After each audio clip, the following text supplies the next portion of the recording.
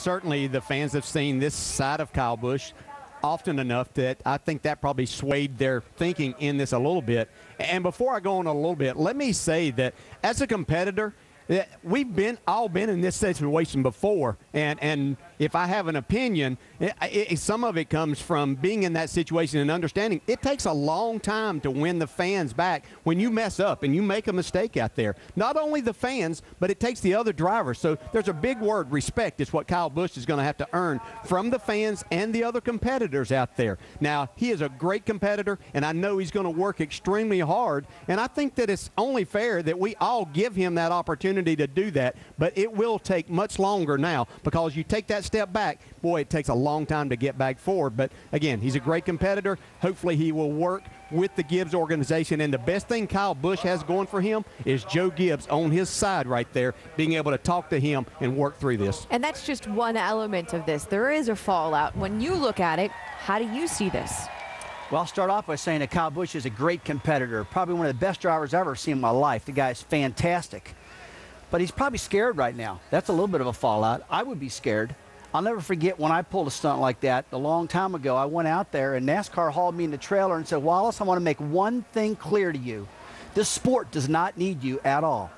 I talked to Kevin Harvick. It happened to him when he did this same type of stunt at Martinsville, Virginia. They said, I don't need you. I talked to Carl Edwards yesterday. They hauled me in the truck after some of the stuff I did last year. They told me they don't need me. This sport can survive. They don't need Kyle Busch. It's kind of humbling. And that's scary, and that's humbling. It is, and it's really interesting, and I appreciate Coach Gibbs' comments there because he really is digging in and sticking behind this young man. He's put a lot of time and effort into Kyle Busch and trying to help him in his maturation process. But this is tough.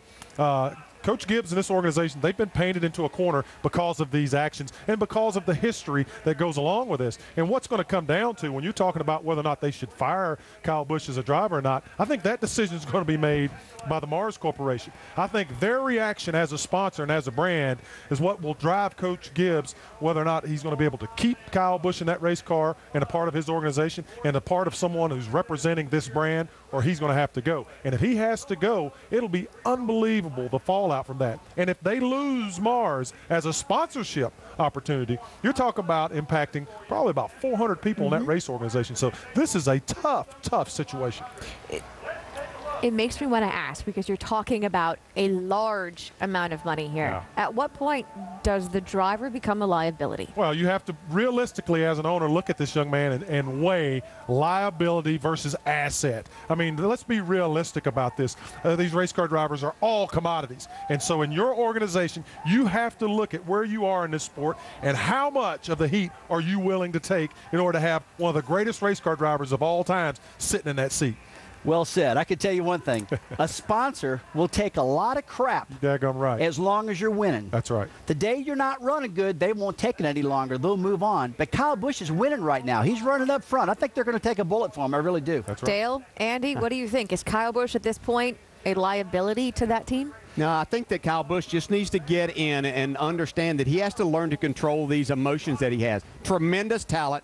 But as a race driver, this day and time, and this has evolved over a long period, used to be you could get by just on that talent, and winning races certainly helped you and makes people put up with a lot more than they normally would, just as Rusty and Brad were saying. But you reach those limits. You have a bigger responsibility as a driver to everyone involved, fans and sponsors alike. This would be a no-brainer if this was a guy that couldn't drive. I mean, this guy is really, really good. So that's, you weigh a lot of these negatives, and there's a lot of them comes with Kyle Busch, and there's so much talent. He's so good at what he does. So it's not an easy thing to do, but if the money stops coming in because of these actions, then I say he'd almost have to go.